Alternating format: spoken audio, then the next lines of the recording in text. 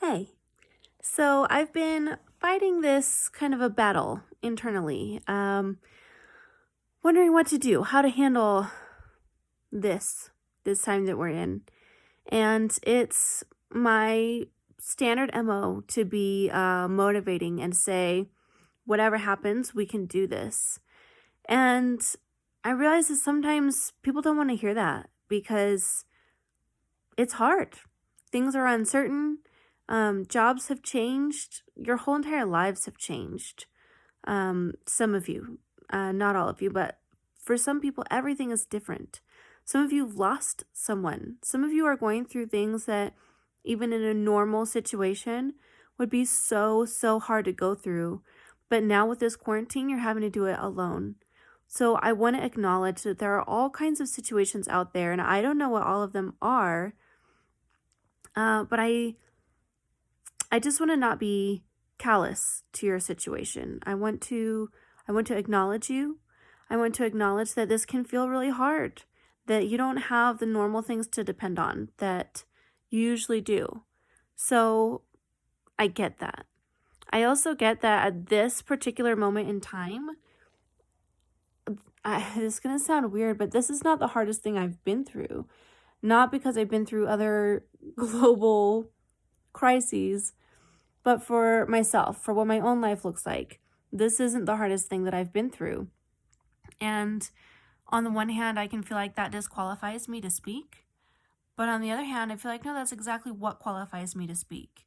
And while I want to acknowledge your feelings, acknowledge that you're tired, acknowledge that you're stressed, acknowledge that we don't know what's going to happen, I tell people you can, because I've seen it. The fact that I've been through things far worse than this for me, I think says something. I don't know why I'm struggling finding the words to say this, but I just want you to know that you can. You can always get up. You can always find another way. And I think the scariest part about the situation is we don't know what it's going to look like afterwards. We don't know when things are going to go, quote, back to normal. We don't know what back to normal even means. And I don't even think the world is ever going to be the same after this, quite honestly. I think this is a time where a lot of things are going to shift and change. So having said that, I have no idea what it's going to look like. But through my life, I've been through certain things over and over and over for a very long time. And I used to ask myself, why is this happening to me? What lesson am I supposed to learn? What am I supposed to get out of this? And why can't I learn the lesson? If hard things are still happening to me, then what am I not learning? And I was missing the point the whole time. And I think a lot of us are missing the point right now. The point isn't why is this happening? It's not who to blame, who to sue, who to like pin the fault on. The fact of the matter is, the situation just is what it is. I'm not an activist. I don't have the tools to change anything as far as the rules and the situations going on in general. But there is one thing that I've learned through everything that I've been through, and it's that I always get up. Always. No matter what happens. I've had massive amounts of fear, and I still get up. I've seen super dark times, and I still get up. So when I'm encouraging you, please know that it's not that I don't understand what you're going through. It's that I do understand what you're going through. And I know you can, because I know the power of the Spirit inside of you. I know that we can rise up and do this together.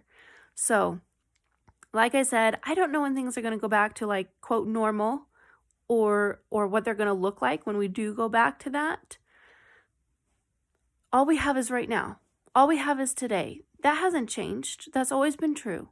We don't know when any one of us are going to not see tomorrow. We don't know that. So today, who can you be today? Is resting on your couch watching Netflix the best thing for today? It might be. It might be. And if that's the right thing for you today, then good. Do it. Take the time. Zone out for a while. Do what you got to do. But maybe it's not. Maybe you're hiding from something. Maybe you're wondering if you have the strength to get through something that you absolutely do have the strength to make it through. Maybe you're hiding from the fact that uncertainty is really difficult for you. Uncertainty is difficult for me too. I thrive on regularity, on patterns, on eating at the same time every single day, on eating foods that are familiar to me, on being able to work out at the same time every day. The more patterns and routine that I have, the more solid I feel, the more comfortable I feel, the more I know what to expect, the more I feel ready for whatever's going to happen. So when there isn't that kind of certainty, it leaves me feeling like I don't know what to do. Like, do I push hard right now? Do I save my strength right now? I don't know. So all I can do is the best with what I've got today. It actually just made me think of the movie Frozen 2. I have a 5-year-old daughter, and she loves that movie, and I think for good reason. Lots of good things about it. But there's a magical troll father figure kind of guy, and he says, when one can see no future, all one can do is the next right thing. So that's so funny. I hadn't planned on sharing that. It just came to me right now. But anyway, what is the next right thing that you can do? Is it choosing a healthy meal? Is it drinking some water? Is it taking a shower today? Is it saying something nice today? Is it being nice to yourself? I've heard different people talking about, with all of this on social media, you're comparing to everyone else, not just comparing what your body looks like and someone else's body looks like, but also what your marriage looks like to someone else's marriage, or your house to someone else's house. And even on the flip side, people are tearing down celebrities because celebrities feel like it's their own version of difficult. And regardless of the fact that it might look different from your version of difficult, for them it is. So yeah, they're quarantined in their beachfront home that's 1 million square feet and it's beautiful, and they go makeup free and they just look fabulous all the time because of all these skin treatments that they can get. So it's not the same. But honestly, it is the same. It is the same. Their whole world has changed too. They don't get to see the people that they love either. They don't get to go about and do the things that they normally get to do. So it's not the same, but it is the same. We're all equal here. It's not that it looks exactly the same for all of us, but the fact that none of us know what's going to happen, that's the same. That is the same. So understanding all of that none of us know, that all of us are going through this on some level or another, and no, you don't win for having the toughest time going through this either. Reality check. Don't bash on somebody for not having it as bad as you have it. It's pointless. But anyway, so my thought was, with what you're going through and how hard this is, why do I still keep talking about fitness? It's true that there's no cure for, or at least as far as my understanding goes, there's not like a cure for this exactly. If you have a healthy immune system, then theoretically you're able to fight things off better. It's all a theory, right? We just do the best that we can. So if I have no guarantees to give you, why do I still keep talking about fitness?